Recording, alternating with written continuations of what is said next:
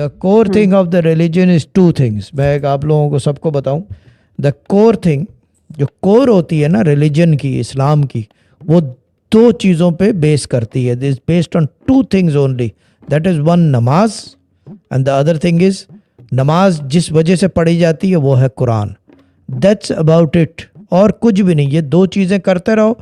آپ کسی چیز کو مانو یا نہ مانو, آپ کو کسی مجھ جیسے آدمی کے پاس جانے کی پڑے گی.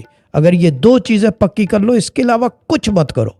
اونلی دیز ٹو تھنگز, نماز 5 وقت کی, 5 گانہ نماز, تہجد آپ کی مرضی ہے, اینڈ دیٹس اباؤٹ اٹ. اور صبح اٹھ کے روزانہ تھوڑا سا قرآن آپ کر کے دیکھ لو. 2-3 مہینے تک آپ بولو گے کہ یار I don't need any one, میرے ساتھ اللہ کی قوت ہے. یہ چیز ہے.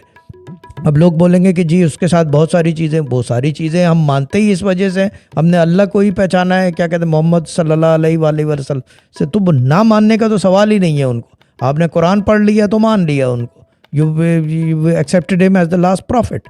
تو ان دو چیزوں کے علاوہ کچھ بھی نہ کرے, یقین کرو برکت ہی برکت ہے. مگر اس کے ساتھ جو دوسری چیزیں کرتے ہیں, پھر ضرورت پڑتی ہے ہم جیسوں کی. پھر ہم جیسے بیچ میں آتے ہیں. اب ہم جیسوں کے اندر اس طرح کے بھی آتے ہیں کہ وہ تعویذ کر دیا, جنات بھیج دیے ہیں, اور ہمزاد